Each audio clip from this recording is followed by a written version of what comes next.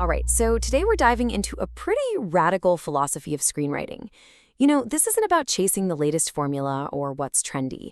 This is for anyone out there who feels that little pull, that calling to write stories that actually matter, stories that might just last. And the source material we're looking at, it doesn't waste any time.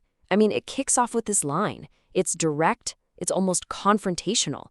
It's basically saying, hey, if you chose this path, this road of writing stories with real soul, you've picked a harder way.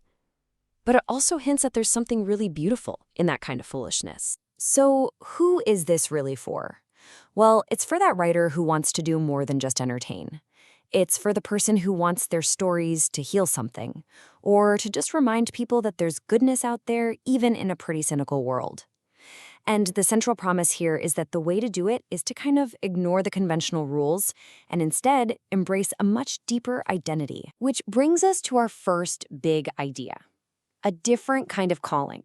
See, this whole philosophy argues that if you want to write with soul, you have to start by shifting how you see yourself.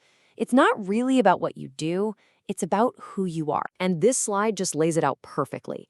On one side, you've got the label Christian screenwriter. And the philosophy here says that's kind of like a limiting little genre box, right? It makes you think of something niche or maybe just family safe. But on the other side, you have an identity. A Christian who writes, and that's not a genre. That's a commission. It frees you up to be more dangerous, more faithful, and, believe it or not, way more creative. And this just illustrates that mindset so brilliantly. If you're writing from that place of identity, your goal isn't just getting applause from the market. The act of writing itself becomes a partnership, something sacred. The idea is that you're working with God, not just for Him. Your desk suddenly isn't just a workspace. It's a place for divine collaboration. And that changes everything. But of course, with a high calling like that comes a ton of internal resistance. We all know these voices, right? Oh, this has already been done. I'm not original enough. Who do I even think I am? The point here is that these aren't valid critiques. They're the enemy of every creator, and they're designed to paralyze you before you can even type fade in. And here is the powerful counterattack to all that doubt. The argument is, if you feel this call, you've already been sent. You don't need to keep asking for a sign or waiting for someone to give you permission. You're already on the mission. Your job is to just get up and walk in that authority. So this sense of being commissioned, it leads us right into our next section, writing as spiritual authority. The idea is that your calling isn't just some vague feeling. It comes with a real authority that has absolutely nothing to do with getting an agent or a movie deal. Okay, and this is where the stakes get incredibly high. The whole premise is that stories are the main tool for shaping a culture's imagination, and that imagination, well, it's presented here as the literal battleground where worldviews are formed and faith is either won or lost. The implication is pretty stark. If people with a message of hope and truth don't tell compelling stories, a vacuum is created. And that vacuum, it will be filled with something else. So this isn't about creating some separate, safe little subculture. No, the mission, as it's described here, is to engage directly with the culture. The goal isn't to preach at people, it's to out-storytell the darkness, to craft stories so full of beauty and sacrifice and grace that they actually transform culture from the inside out. So, I know what you're thinking. This is a really powerful vision. But is it practical? Can you actually use it? Well, this next section argues yes, absolutely, by laying out a concrete framework that merges these spiritual principles with professional story structure. And the foundation for this whole blueprint is pulled from a passage in 2 Peter. It outlines this spiritual progression, starting with a basic faith and then moving through these stages of character development like virtue, perseverance, all leading up to agape love, which is this selfless, sacrificial love. The point is, this isn't just a path for your own personal growth.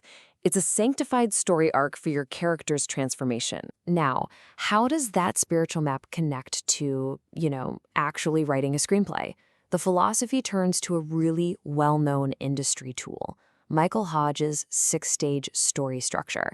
This framework is super respected for how it balances the outer journey, so the plot, the goals, the stuff we see, with the inner journey, which is all about the character's internal emotional transformation. And here it is. This is the big aha moment of this whole philosophy. This is where the two systems just click together. Hodge's setup stage, where we meet the hero in their flawed state, it aligns perfectly with the starting point of untested faith. And the final push, the big climax, that lines up perfectly with the ultimate expression of love as self-sacrifice. All of a sudden, professional structure isn't some creative cage. It becomes what the source calls a resurrection scaffold, a blueprint for telling a story of spiritual transformation that also just happens to work as a totally compelling movie. Which brings us to our final and maybe most crucial idea: story as a resurrection. What does it actually mean to apply this framework in the real world? How do you start to see your work not as just a product, but as a resurrection? Well, first, it means reframing failure. The source is blunt about it. You will fail. Scripts are going to get rejected, pitches are going to bomb. But instead of seeing that as a sign to quit, it's presented as a vital part of the process. It's in that failure that the idols, the idols of success, of approval, they die.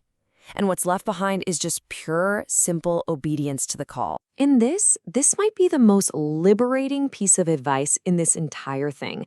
It just removes all that pressure for perfection. The only real requirement is that you show up and you do the work. That divine partnership we talked about, it can't start if you don't give it something to work with. Obedience isn't about writing a perfect script. It's just about writing something. So after everything, after exploring identity and authority and this incredible blueprint for meaning, it all comes down to this. This last slide isn't a summary.